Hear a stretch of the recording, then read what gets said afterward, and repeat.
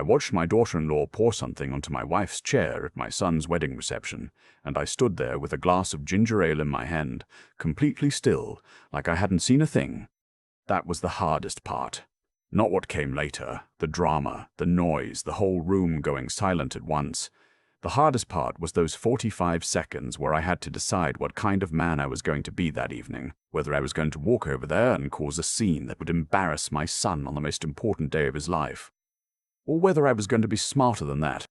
I chose smarter. And I want to tell you exactly what happened from the beginning, because there's a lot of context that matters here. My name is not important. What matters is that I'm 63 years old. I retired 2 years ago after 31 years as a structural engineer in Ottawa, and I have been married to my wife Cecile for 38 years. Cecile is the kind of woman who bakes extra loaves of banana bread to leave on the neighbors' porches when it snows. She keeps a running list of every birthday in our extended family and never misses one. She taught our son how to tie a Windsor knot and how to apologize properly, not just say sorry and walk away, but actually look someone in the eye and mean it. Our son is Elliot. He's 31. He works in commercial real estate in Toronto. He's smart and he works hard, and for most of his life he was the kind of son you feel proud of, without even having to think about it. It just came naturally. He started dating Melanie about 2.5 years before the wedding. She was 33 at the time, worked in brand management, and came from what I'd call a very particular kind of family. Not wealthy exactly, but intensely focused on the appearance of wealth. Her parents owned a detached home in Oakville that they'd stretched themselves thin to buy, and they drove cars that were slightly too expensive for their income, and everything about how they presented themselves to the world was very carefully managed. I'm not saying any of that to be cruel. I'm just telling you what I observed. And I'm telling you because it explains a lot about Melanie. The first time I met her was at a dinner at Elliot's condo in the Annex. She was polished and friendly and asked me good questions about engineering, and I thought, okay, this is fine. She seems capable. She seems put together. The first time things felt off was Christmas, about 3 months after they started dating. We drove down from Ottawa, it's about 4.5 hours, and we arrived at Elliot's place with a car full of gifts and food. Cecile had made her tourtière, which takes 2 days, and she'd wrapped everything in proper paper with ribbon because she believes presentation matters. We walked in, and Melanie had already arranged a pile of gifts under the tree, and they were in those glossy department store bags. The kind where you can tell exactly what was spent without even looking inside. She looked at Cecile's wrapped packages and said, very lightly, "Oh, we're doing the old-fashioned thing. That's sweet." Cecile smiled and said nothing. I smiled and said nothing. Elliot didn't say anything either. That was the first nothing. Over the next year, there were more nothings. Melanie would make a comment about the neighborhood we lived in. We're in Kanata. It's a perfectly nice suburb. We raised our son there. Cecile planted a garden out front that people used to stop and compliment. And Melanie would say things like, "Oh, I could never live that far from the city. I need the energy." Or she'd reference restaurants or vacations in a way that made clear she was keeping a mental ledger of what everyone had and where everyone stood. When Elliot proposed, Cecile cried happy tears, and I shook my son's hand and then pulled him into a hug. We were genuinely happy for him. We told him that. The engagement period was when things got harder. Melanie's mother, whose name is Sandra, had very strong opinions about the wedding. Strong is actually an understatement. Sandra operated like a general, planning a military campaign, guest list, venue, catering. Sandra had a vision, and the vision was expensive, and the vision left very little room for input from our side of the family. The wedding was to be held at a private estate in the Niagara wine region, 212 guests. A sit-down dinner with a 4-course menu. A live band plus a DJ. The price tag, which Elliot mentioned to me once in passing, and then immediately looked like he wished he hadn't, was significant. The kind of number that made me do quiet math in my head about what that could mean for a down payment, for retirement savings, for actual life. But it was their wedding, and so I kept that math to myself. Cecile wanted very much to feel included. She asked Melanie several times if there was anything she could contribute. Flowers, favors, anything. Melanie always said she had it handled. Once, when Cecile suggested she could make her mother's butter tarts as a dessert option because Elliot had grown up loving them, Melanie said, and I'm quoting directly here, "We're going with the macaron tower. It's a bit more elevated." Cecile didn't say anything. I didn't say anything. Elliot, who was sitting right there, said, "Yeah, the macaron thing sounds great." That was the moment I started to feel something change in me. Not anger exactly. Something colder than anger. Something that just quietly takes a seat and waits. The wedding was on a Saturday in late September. The estate was genuinely beautiful. I'll give them that. Rolling vineyard, the leaves just starting to turn, golden light all afternoon. The ceremony was outside. Chairs set up on a manicured lawn, and Cecile wore a deep burgundy dress she'd bought specifically for the occasion. She looked lovely. She was so happy to be there. Cecile has a bad hip. She had replacement surgery 4 years ago, and for the most part it's fine. But she has to be careful about how she sits, how long she stands, and she avoids hard surfaces without proper cushioning. She brought a small seat cushion in her purse for the ceremony because the chairs outside were wooden. Practical woman. The cocktail hour was inside a glass pavilion attached to the main estate. Past appetizers, prosecco, a string quartet. I got Cecile a glass of sparkling water, and we found a few people from our side to talk to. My brother-in-law Dennis and his wife had driven up from Hamilton, and there was Elliot's old college friend Jamie and his girlfriend who were good company. About 40 minutes into cocktail hour, I stepped away to use the washroom. I was gone maybe 6 or 7 minutes. When I came back into the pavilion, I took a slightly different route through the room, because there was a crowd near the bar, and that route took me past the entrance to the dining hall, which was being set up for dinner. The doors were propped open. I wasn't trying to look inside. I just glanced in, the way you do when you're walking past an open door. And I saw Melanie. She was at the head table. She had her back mostly to me, so she didn't see me. She was leaning over one of the chairs, a specific chair, one that had a small place card on it, and she had something in her hand. I couldn't see exactly what it was from where I stood, but I saw the motion, the deliberate, slow, careful motion of someone applying something to a surface. And then I saw her straighten up, look at the chair, and smile. Not a happy smile.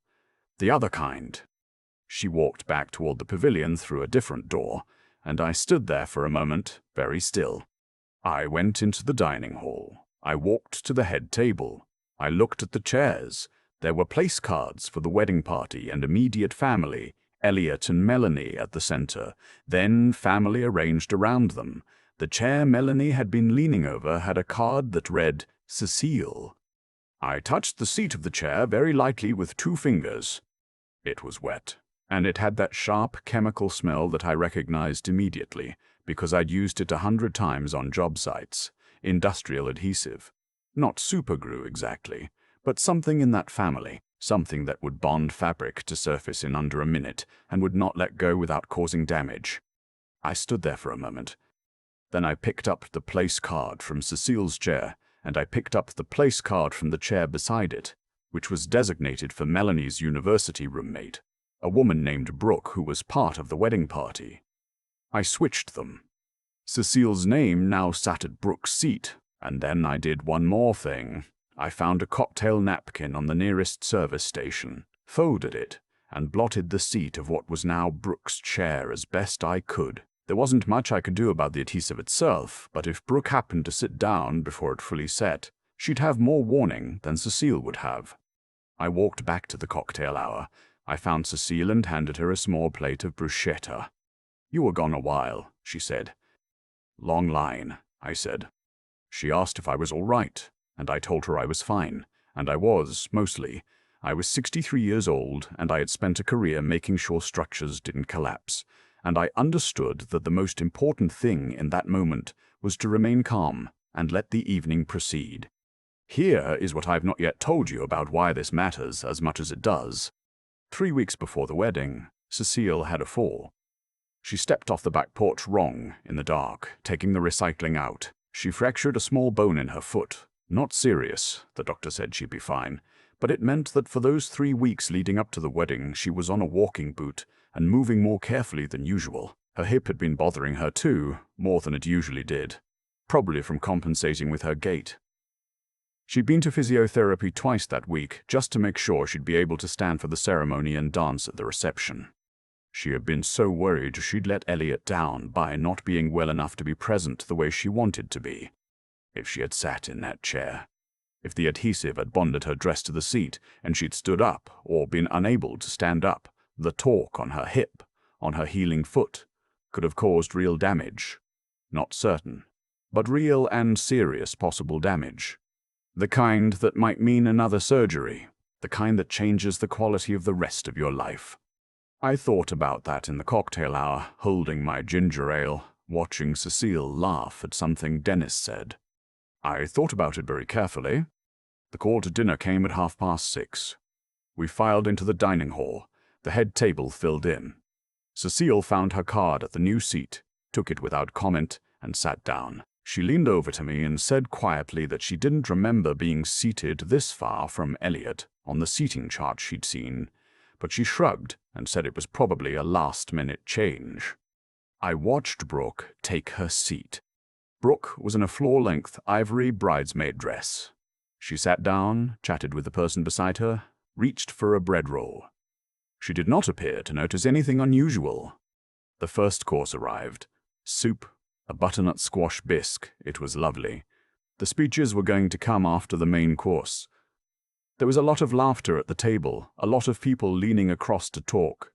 Elliot looked happy. He looked genuinely happy, and I'm glad I can say that even now.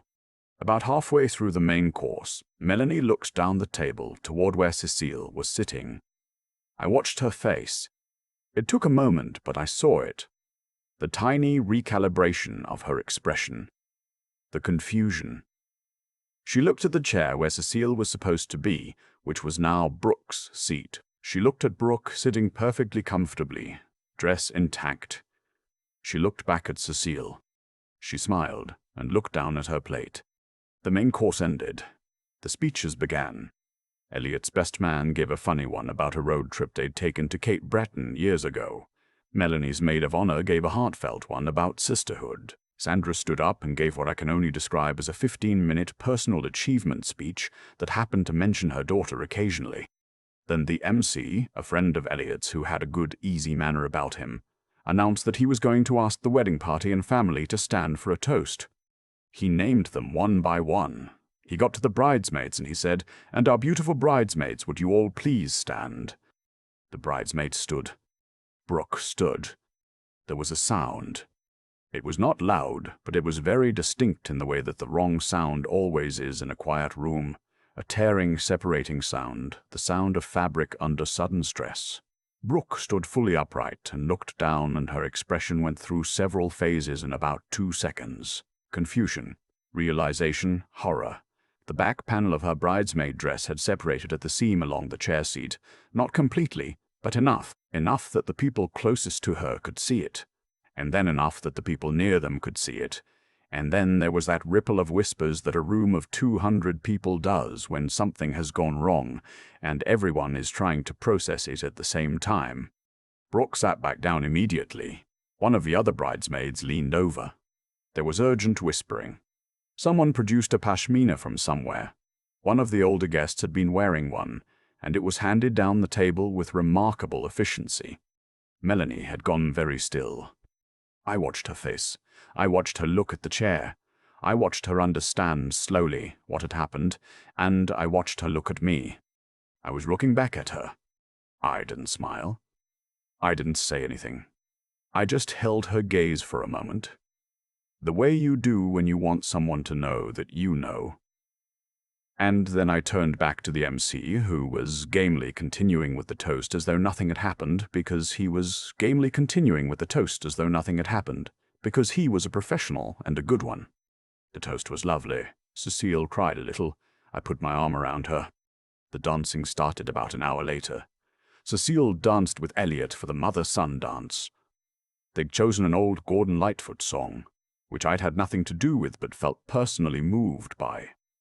And she was fine. She was more than fine. She was radiant in a way that only happens when someone has been genuinely afraid they wouldn't get to have a moment. And then the moment happens. I danced badly with her afterward, and she laughed at me, and I didn't care. Around 10 o'clock, Elliot found me near the bar. He looked like he'd had a couple of glasses of wine, loose and warm. He pulled me into a hug and said, "Thanks for coming. Thanks for everything, the usual things." And then he pulled back and looked at me and said, "Did something happen with the seating? Melanie seems upset about something." I said, "You'll have to ask her." He looked at me for a moment. He started to say something and then stopped. And then he nodded, slowly, the way people do when they don't quite have all the information but they're beginning to understand the shape of it. "Is Mum okay?" he asked. "Your mother is wonderful," I said. "She always is." He nodded again. He looked across the room at his mother, who was, at that moment, accepting a second piece of wedding cake from a very enthusiastic server, and something crossed his face that I recognized. He was 31 years old, and he was seeing something that maybe he'd been choosing not to look at directly for a while. I didn't push it. That was his work to do, not mine. Melanie, for her part, was quiet for the rest of the evening. She was still gracious to guests, still smiling for photographs, but the particular kind of bright, crackling energy she'd had all day was gone. She and I did not speak again that evening, which I think suited us both. We drove back to our hotel in Niagara-on-the-Lake that night. We'd stayed at a small inn on the main street, the kind of place with a front porch and complimentary Niagara ice wine on check-in. Cecile sat on the edge of the bed and took her shoes off and said her feet were killing her and she was the happiest she'd been in months. I sat beside her and she leaned her head on my shoulder, and we sat like that for a while without talking. I thought about telling her what had happened. I thought about it seriously. But I decided that what Cecile needed that night was to go to sleep with the memory of dancing with her son at his wedding, not with the knowledge of what had been waiting for her. There would be time for difficult conversations. There would be time for everything. She fell asleep quickly. I lay in the dark for a while, listening to the late-night quiet of a small Ontario town, and I felt, if I'm honest, something very close to peace. Not triumph, not satisfaction in any ugly sense, just the quiet, settled feeling of having done what you were supposed to do. In the months that followed, things between Elliot and Melanie were apparently difficult, though Elliot was private about it, and I didn't press. He called more frequently than he had in the previous 2 years, which I noticed. He came home for a weekend in November, just himself, and helped me re-insulate the garage, and we watched the Senators lose badly on Saturday night, and ate Cecile's turkey soup for 2 days, and didn't talk about anything important, which was itself important. I don't know the full shape of their marriage. That's not mine to know. What I know is that Elliot called me in February and said that he and Melanie had started couples counseling, and that some things had come to light that he was working through, and that he wanted me to know he was sorry for some of the ways things had gone in the past few years. He didn't specify. He didn't have to. I told him I appreciated that, and that his mother and I loved him without conditions, and that I was proud of him for doing the hard thing. I have not told Cecile what I found on that chair. I have thought about it many times, and I keep arriving at the same place. She would be devastated, not just by what was intended, but by the fact that it came from someone inside the family, and she would worry, which is what Cecile does, and she would carry it, and she has enough to carry. Maybe someday I'll tell her, maybe when enough time has passed, that it's a story rather than an open wound. For now it lives where it belongs, in the part of me that handled it. I'm not a dramatic person. I'm not someone who looks for conflict or wants to be at the center of anything. I spent 31 years making sure that the things I built could hold weight, and I suppose when it comes to my family, I'm wired the same way. You find the weak point before it fails. You reinforce it quietly. You make sure the structure holds. Cecile's burgundy dress is hanging in the closet. She wore it again at her sister's retirement party last spring, and she looked just as lovely as she did at the vineyard with the golden September light on everything. Some things are worth protecting without making a sound.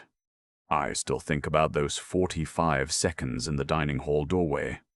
The way I stood there with a glass of ginger ale watching my daughter-in-law lean over my wife's chair with that careful, deliberate motion.